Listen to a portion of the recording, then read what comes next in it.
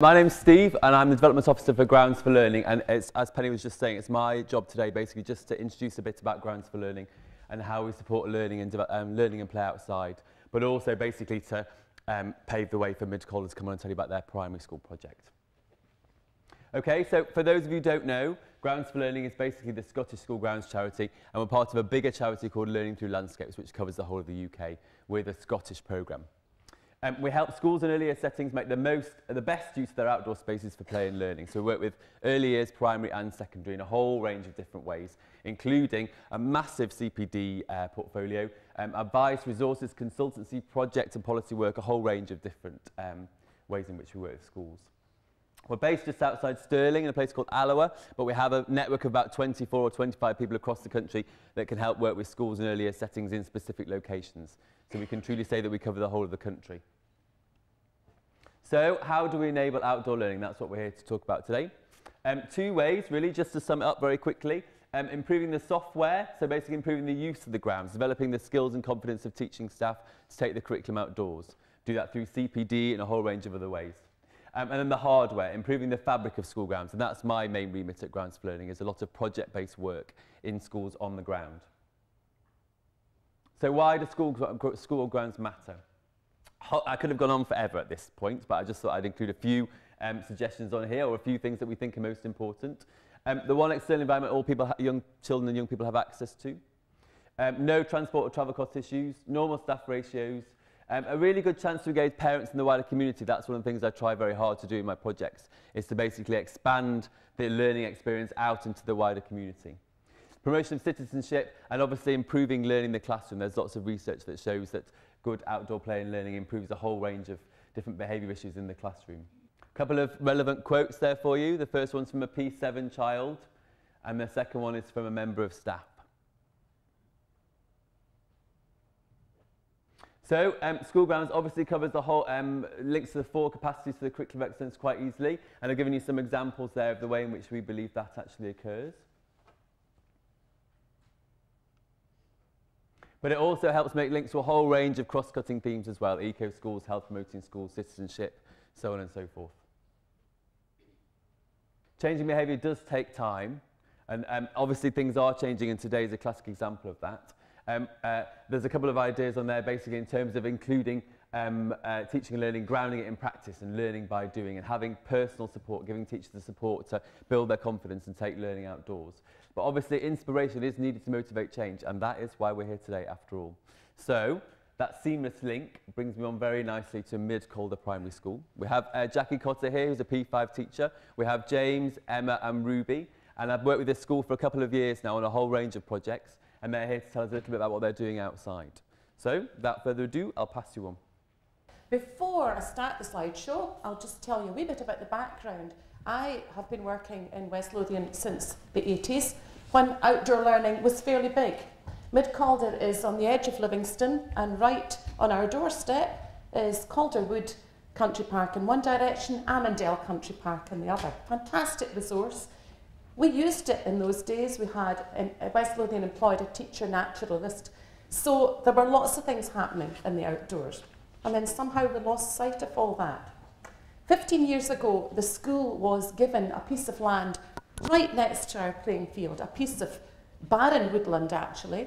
So 15 years ago we planted trees. We were out every day for weeks planting tiny little trees. They're now beginning to mature, and we felt it was time to use the piece of ground. But it really needed some work doing on it, and nobody would help us until 3 years ago something dramatic happened. First of all, we had an inspection. The inspection was absolutely fine. The one thing it did highlight was the barren playground. We had just had a major refurbishment, and it had left our playground pretty barren looking. And we thought it was time to look to doing something with this.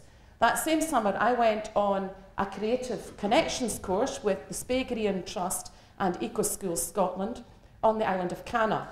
And that's when things changed. And if you want to find out more about these inspiring courses, see Joyce Gilbert, who's over there later on. There's a few of us here who met at Creative Connections, and the networking since then, and the connections and the inspiring changes we've made in our school have really been due to that. Now, my 3 glamorous assistants here are here to help me if we don't run out of time.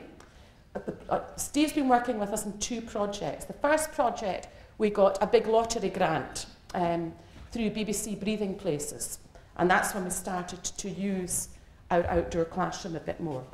So the project was called Wild Connections, and Wild Connections is what we've called our outdoor classroom here. So there is the playground as it was, a barren place. Horrendous. Look at the bare, horrible walls. Here's our outdoor classroom, called Wild Connections. There's Emma there holding up the sign. Even the sign, I have to say, in project management, I don't know how many days I had to make phone calls to say, is my sign ready yet? But it's there now. And that's where we go into the classroom. Snow, great resource, as we've already heard. We had a fantastic couple of days out in the snow. All classes were out in the outdoor classroom having great fun. We did maths outside. This year, the clutter that's here, we've made up a bag for maths in the outdoors for primaries 1 to 4. Big IKEA bag, it's all there, the resources, the cards, the ideas are all there for them to use. And maybe Ruby, what about the bag of snakes there? Right, one of the things is a bag of snakes with a measuring tape. This actually came from a Mind Stretchers idea. And Ruby, you were thinking yesterday, what could we do with that? Well, you have to tell me how count up all these dots and then tell me how much there is. So the children come up with their own ideas. There are measuring tapes there. The teachers will come up with other things as well. That's just one thing. There are giant dice there. There are cards. There are spots to jump on. There are number bean bags to throw. We've been doing lots of maths in the outdoors. There's penguins on a shrinking iceberg. That idea actually came from a Grounds for Learning course a couple of years ago, and it was particularly good doing that in the snow, learning about shape with our maths stuff. We do music. Well, I'm the music specialist 3 days a week as well.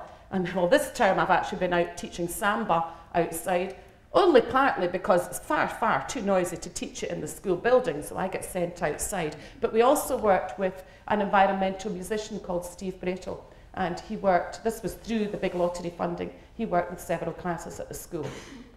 And he had great ideas for making instruments from natural materials. That's another step to take it forward. Here we are doing our music. And it's very much a community project. It's a community piece of land. So that tepee there was made by the local Brownie pack, and they had a sort of ceremony with it, and then they said, would you like it for the school? Yeah, definitely, because we have a lot of drums in the school. So there we were out having some North American Indian drumming session. And you can see there are logs as well. We've got a seating area now, so you can actually sit and have a story, teach French, whatever lesson you would like to do. Now, Robbie the Rowan, this was a global partnership project. It was called Plant a Tree, and several schools around the world planted a tree. It was all done by e-twinning, which we'll come to later. So Robbie's growing up this year. It was primary 7 last year that planted him. So we began to plant around our school grounds and try and improve the ghastly playground. We involved the community by bringing them in to help us clean up the outdoor classroom. This kind of needs doing once a year, maybe every year and a half or so. But we also found someone friendly in the council. That's not an easy thing to do. And he's been great at sending a work squad in just to clear the path, and he put some bark chips down for us as well, because it really was a wee bit wild to be manageable. We planted a whole circle of Rowans there, trying to keep native woodland as much as we can. We've already seen den building. We have a great time den building. Keep Scotland Beautiful have a clean-up day in April. The council came in and worked with us that day. Here's on the logs. There's enough logs there to seat 2 classes. You can take 2 classes out at a time to sit actually on the logs. One of our little fundraisers, that's what the snakes are in, was to make these eco bags to get a wee bit more funding to buy plants for the outdoor classroom. More days of action. This was Royal Bank of Scotland founding. We had a Super Grounds Day, and we got tyres. Now, some places try to charge you for these tyres. We found a friendly ex-parent, and we had more tyres than we knew what to do with. So some were made into an essay there, and some were used for planting, and still are. We decided we would have an orchard leading up to the school field, So that, we'll just have to see what happens with that next summer. So this was just June. Beautiful hot day in June.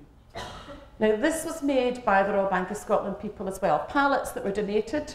Fab bug mansion, bear this in mind, and then we'll see what happens next. There's Nessie, fantastic. There's the results.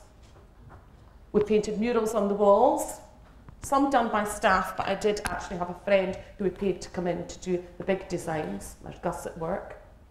We do composting, the guys have an after-school gardening club, a trim trail that the PSA helped fund. There's our green flag.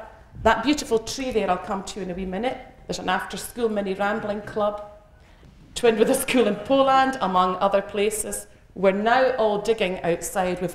Each class in the school has got a bit of ground to develop and plant. We won't give up easily.